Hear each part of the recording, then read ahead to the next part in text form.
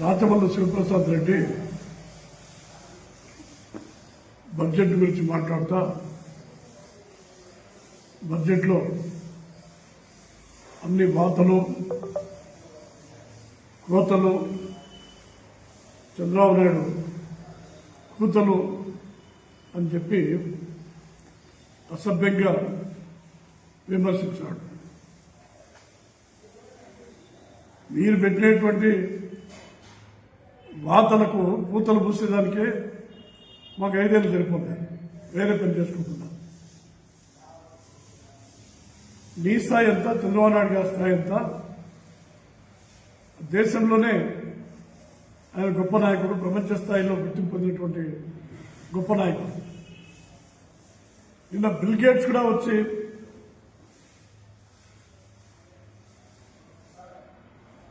ఇక్కడ జరిగేటువంటి కార్యక్రమాలు, ముఖ్యంగా ప్రజలకు ఆన్లైన్ సేవలు కానీ అన్ని విధాలైనటువంటి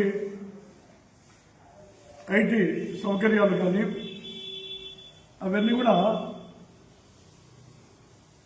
ఏ విధంగా జరుగుతున్నాయని చెప్పి దాన్ని పరిశీలించి ప్రశంసించుకోవడం జరుగుతూ ఉంది.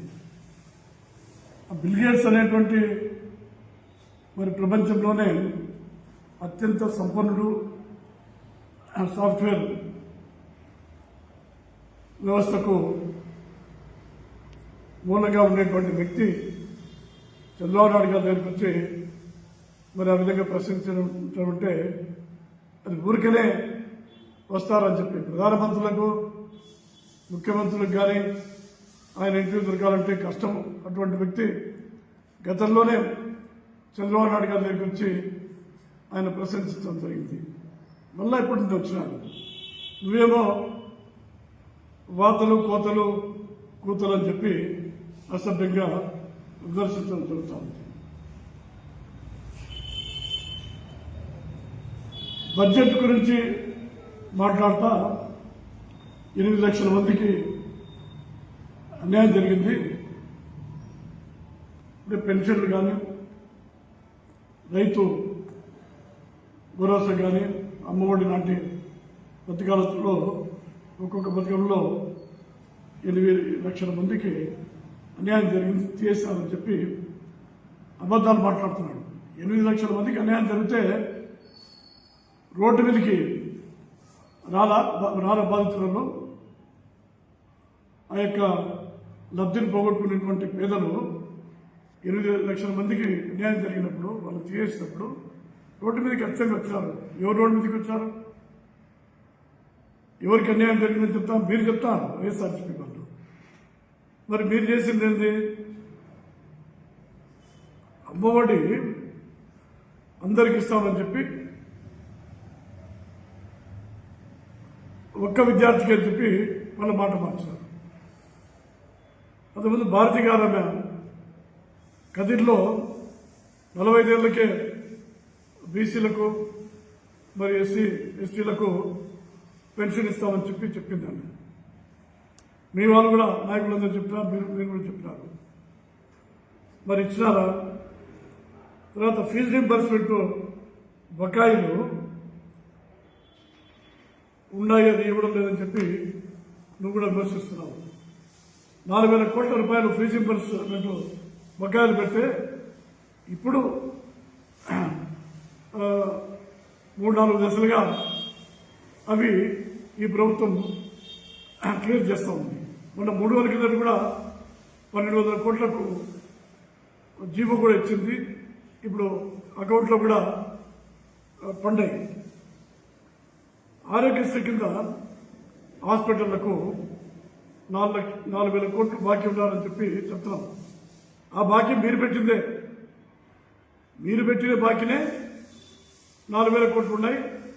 అవి ఇప్పుడు ప్రభుత్వం సుమారుగా చెల్లించింది కాబట్టి ఈరోజు ఆసుపత్రిలో పేదలకు వైద్యం జరుగుతూ ఉంది. ఉద్యోగులకు సంబంధించినటువంటి బకాయిలు అవి 36,000 40,000 కోట్ల పైన మీరు బకాయిలు పెడితే టీడీపీ ప్రభుత్వం కూటమి ప్రభుత్వం వచ్చిన తర్వాత దశల వారీగా టీఏలు కానీ డిఏలు కానీ వాళ్ళకు సంబంధించినటువంటి మిగతా డబ్బులు కానీ ఈ ప్రభుత్వం చెల్లిస్తూ ఉంది. అంతేకాకుండా ఫీజు రీయింబర్స్మెంట్ విషయంలోనే కాకుండా మెరుగైనటువంటి హాస్టల్ వసతులు కానీ లేకపోతే ఇంకా హాస్టల్లో ఉండేటువంటి విద్యార్థులకు సంబంధించినటువంటి డబ్బులు పెంచడం కానీ ఈ ప్రభుత్వం చేస్తుంది. ఇంట్లో ఎంతమంది ఉన్నా కూడా 5 మంది 6 మంది చదువుకునేటువంటి పిల్లలకు కూడా వాళ్ళకు తల్లుల అకౌంట్లో ఇప్పుడు డబ్బులు పడుతున్నాయి. ఎవరైనా సరే ఫిట్మెంట్ కంటే కూడా ఉద్యోగస్తులకు పిఆర్సీలో తక్కువగా మంజూరు చేసినటువంటి ప్రభుత్వం ఎప్పుడూ లేదు. నువ్వు ఫిట్మెంట్లోనే కొంత పెట్టినటువంటి ప్రభుత్వం ఇది చరిత్రలోనే అది ఎప్పుడు జరిగినటువంటి విషయం కాదు. అదేవిధంగా దశల వారీగా మద్య నిషేధం చేస్తానని చెప్పినావు. దశల వారీగా మద్య నిషేధం చేసినావా? మద్య నిషేధం చేయడం పెట్టడం గురించి విచ్చలవిడిగా నకిలీ మద్యము, కల్తీ మద్యము, ప్రజల ఆరోగ్యాన్ని ప్రాణాలు హరించేటువంటి మద్యాన్ని మీ ముడుపుల కోసము, మీ అవినీతి కోసము, పేద ప్రజలకు నకిలీ మద్యాన్ని తాపి వాళ్ళ ఆరోగ్యాన్ని, వాళ్ళ యొక్క జీవితాలను, ప్రాణాలను బలి తీసుకుని చాలామంది, 100 మంది కాదు 1000 మంది చనిపోవడం జరుగుతుంది. మద్యంలో అవినీతి చేసే కోసము అన్ని చోట్ల డిజిటల్ పేమెంట్ ఉంటే ఇక్కడ డిజిటల్ పేమెంట్ పెట్టకుండా తేలినటువంటి లెక్కలు, తేలకుండా ఉండేటి 1000 కోట్లు ఉంటాయి. ఇంకా తేలినటువంటి లెక్కల ప్రకారమే 3,200 కోట్లు మద్యంలో కుంభకోణం చేస్తే ఈరోజు దానికి సంబంధించి మీ ఎంపీలు, ఐఏఎస్ అధికారులు కూడా అక్కడ జైల్లో ఉండేటువంటి విషయం మర్చిపోయినావా అని చెప్పి అడుగుతున్నాం. అంతేకాకుండా రాజధానిని సర్వనాశనం చేస్తాం. ఈరోజు దాదాపు 60,000 కోట్ల రూపాయల పనులు, ప్రాజెక్టులు రాజధాని కోసం కూటమి ప్రభుత్వం మంజూరు చేస్తే శరవేగంగా పనులు జరిగి ఈరోజు ఆస్తులు ఏర్పడుతున్నాయి. భవన నిర్మాణ కార్మికులకు కానీ మిగతా వాళ్ళకి కానీ అక్కడ ఉపాధి దొరుకుతూ ఉంది. అంతేకాకుండా పోలవరం కూడా పూర్తిగా వచ్చింది. పోలవరానికి సంబంధించినటువంటి మరి పునరావాస కార్యక్రమానికి సంబంధించినటువంటి డబ్బులు కూడా సుమారుగా ఈ ప్రభుత్వము ఇచ్చింది. తర్వాత పనులు కూడా వేగవంతంగా జరుగుతున్నాయి. అది కేవలం 2 నెలల్లో పోలవరం పనులు కూడా పూర్తిగా అయిపోతాయనేటువంటి విషయాన్ని తెలియజేస్తుంది. అదేవిధంగా విద్యుత్ ఛార్జీలు చంద్రబాబు నాయుడు గారి పైనేమో బాధులు అని చెప్పి శోకాలు తీసి, రాగాలు తీసి విద్యుత్ ఛార్జీలు పెంచాలని చెప్పి ప్రచారం చేస్తారు. ₹1 కూడా పెంచకపోయినా కూడా మీరేమో 9,000 కోట్ల రూపాయల పైన విద్యుత్ ఛార్జీల భారాన్ని ట్రాప్ ఛార్జీల రూపంలో పేద ప్రజలపైన వేయడం జరిగింది.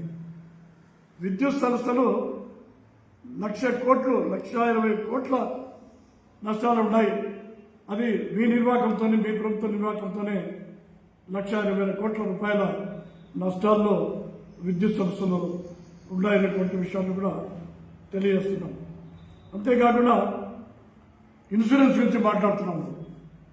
క్రాప్ ఇన్సూరెన్స్ విషయంలో ఎప్పుడు కూడా తెలుగుదేశం ప్రభుత్వం క్రాప్ ఇన్సూరెన్స్ విషయంలో కానీ, లేకపోతే డ్రిప్ ఇరిగేషన్ కానీ, స్ప్రింక్లర్లు కానీ, స్ప్రేయర్లు కానీ, లేకపోతే ట్రాక్టర్లు కానీ, మిగతా వ్యవసాయానికి సంబంధించినటువంటి పనిముట్ల విషయంలో ఎప్పుడు కూడా ఈ దేశంలో అన్ని రాష్ట్రాల కంటే కూడా ఎక్కువ నిధులు ఇచ్చి రైతులను ఆదుకోవడం జరుగుతూ ఉంది. ఈ పులివెందుల నియోజకవర్గంలో నిమ్మ చెట్లకు, అరటి చెట్లకు, చిన్ని చెట్లకు మీరు వైసీపీ ప్రభుత్వం రాజశేఖర రెడ్డి గారి టైంలో నీళ్లు వేయకపోయినా కూడా ఈ ప్రభుత్వం ఇస్తుంది. మీ టైంలో రైతులు క్రాప్ ఇన్సూరెన్స్ ప్రీమియం కట్టొద్దని చెప్పి మేమే కట్టాలని చెప్పి మీ ప్రభుత్వం కట్టకుండా రైతులు కట్టలేకుండా అసలు ఇన్సూరెన్స్ వ్యవస్థనే సర్వనాశనం చేసినటువంటి ప్రభుత్వం మీది. అంతేకాకుండా కొన్ని వేల మంది ఈరోజు డిఎస్సి ద్వారా పూర్తిగా వాళ్ళ అర్హత మెరిట్ ప్రకారం సెలెక్ట్ అయ్యి టీచర్లుగా ఉద్యోగాలు చేస్తున్నారు. మీ ప్రభుత్వంలో ఆర్డీఓలు డిఎస్పీల ఉద్యోగాలు కూడా లోపాయికారిగా లంచాలు తీసుకోవడం లేకపోతే బీమాలు వేసుకోవాలని చెప్పు మొత్తం ఆర్డీఓ డిఎస్పీ లాంటి గ్రూప్ 1 పోస్టులు కూడా సర్వనాశనం చేసి అది పరీక్షలు తప్పులు పెట్టినారు, లోపాలు ఉన్నాయి, అవినీతి జరిగిందని చెప్పి హైకోర్టు చివాట్లు పెట్టడం జరుగుతుంది. ఆ గ్రూప్ 1 సంబంధించినటువంటి పేపర్ల కరెక్షను అక్కడ గుంటూరు దగ్గర హైలాండ్ రిసార్ట్లో పెట్టారు. ఎవరి అనుమతి లేకుండా ఒక ప్రైవేటు రిసార్ట్లో పెడితే ఆ బిఎస్ఆర్ ఆంజనేయులు అని చెప్పి ఐపీఎస్ ఆఫీసరు ఈరోజు జైల్లో ఉంటాడు.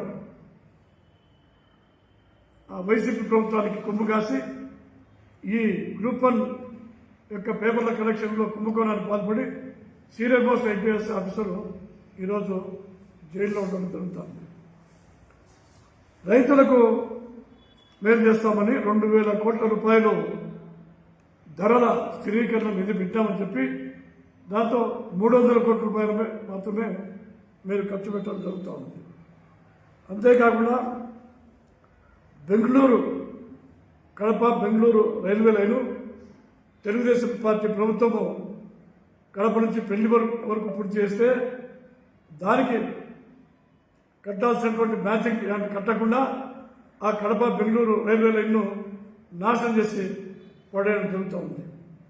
అంతేకాదు కేంద్ర ప్రభుత్వం ఇచ్చినటువంటి పథకాలకు రాష్ట్ర ప్రభుత్వం కట్టాల్సినటువంటి ఆ నిష్పత్తిలో కట్టాల్సినటువంటి డబ్బులు కట్టకుండా చాలా కేంద్ర ప్రభుత్వ పథకాలను సర్వనాశనం చేయడం జరిగింది.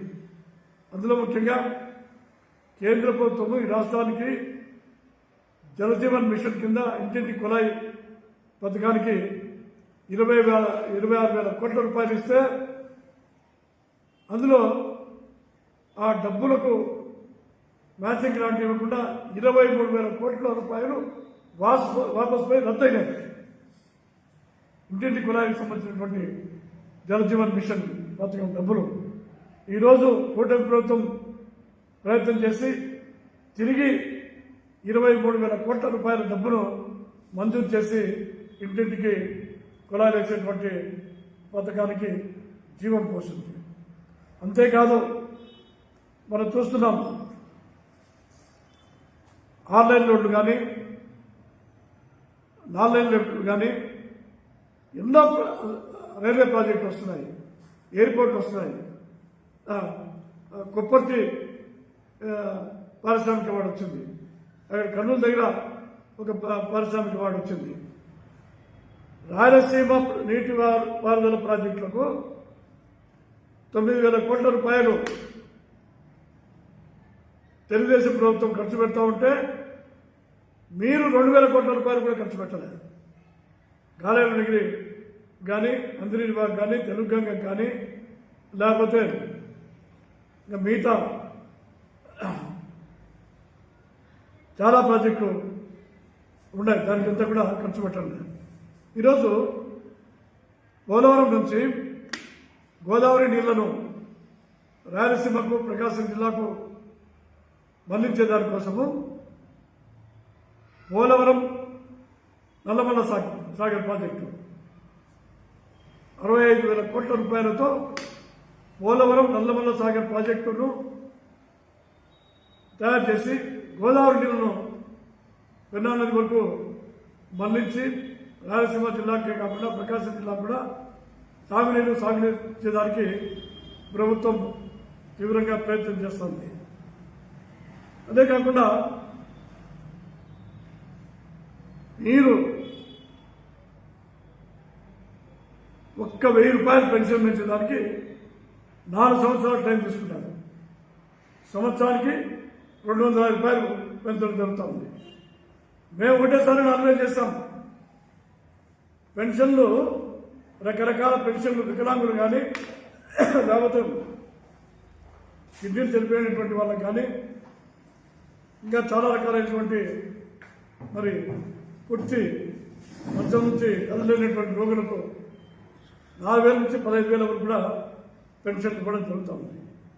మీరు 1000 రూపాయలు పెన్షన్ చేసడానికి 4 ఏళ్ళు తీసుకున్నారు. సంవత్సరానికి 250 చొప్పున. మేము 4 నెలల్లోనే చాలా పథకాలు అమలు చేస్తాం. రైతు భరోసా డబ్బు వేయలేదు, కొంత చేస్తున్నారు. అంటే ఎంత పెంచి ఆ డబ్బులు మేము ఇస్తాం. ఇప్పుడు ఈరోజు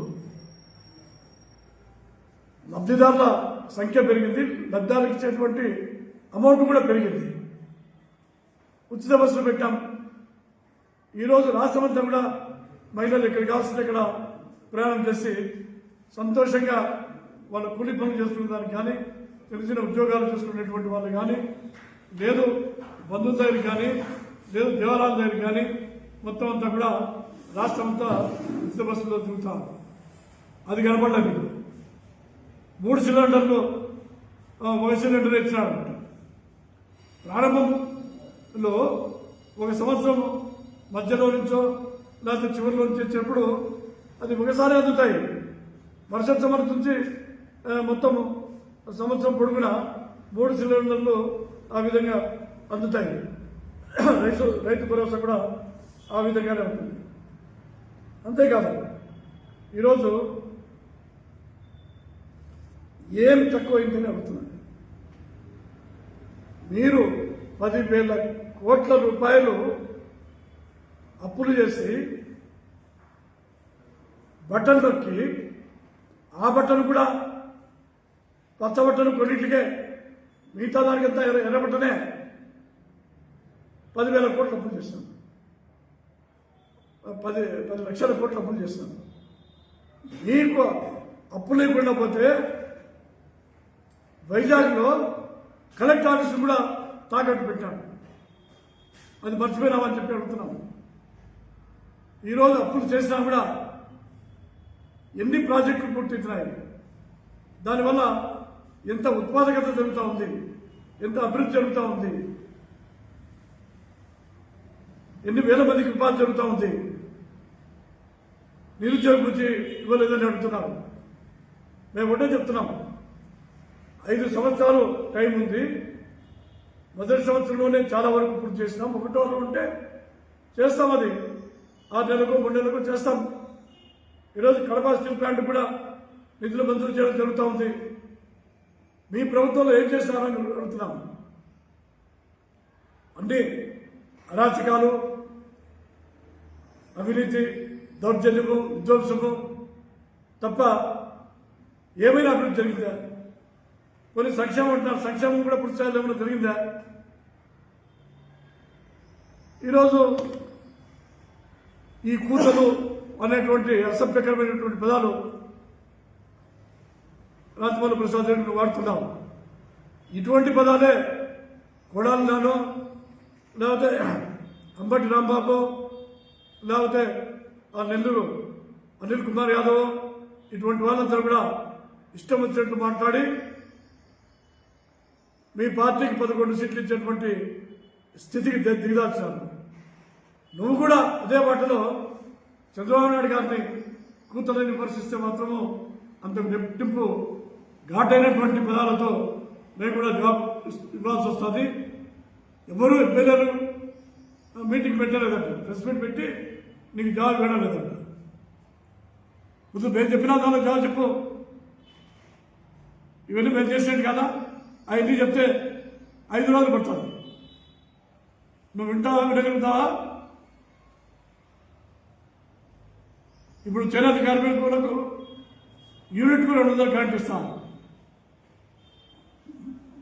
పౌర్ణమ్స్ ఉండే వాళ్ళకు యూనిట్కి 500 యూనిట్ ఒక బ్రహ్మగాల వరకు 500 యూనిట్ల వరకు ఉచిత కరెంటు, హ్యాండ్లూమ్స్కి వచ్చేసి 200 వరకు ఉచిత కరెంటు. ఇంకా ఏం చేయాలా? మీరు మీ ప్రభుత్వంలో బుద్ధులూరు పులివెందుల రోడ్డు గుంతలు కూడా పూడ్చలేకపోయినారు. ఈ రాష్ట్రంలో మీరు పెట్టినటువంటి అంత గుంతలన్నీ పూడ్చి ఈరోజు రోడ్లన్నీ కూడా బ్రహ్మాండంగా ఉన్నాయి. ఎన్ని వేల కోట్లు లక్షల కోట్లు కేంద్ర ప్రభుత్వ సహాయంతో డబ్బులు వస్తున్నాయి, ప్రాజెక్టులు వస్తున్నాయి, రైల్వే ప్రాజెక్టులు, తర్వాత హైవే ప్రాజెక్టులు కానీ,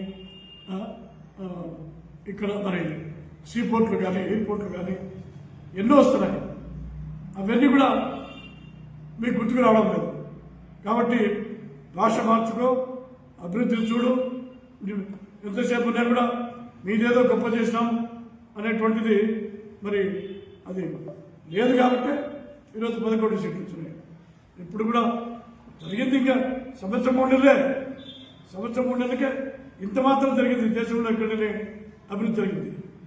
మిగతా టైంలో అసలు చేసేదానికి పనులు ఎక్కడున్నాయని వెతకాల్సినటువంటి పరిస్థితిలో అభివృద్ధి జరుగుతుంది.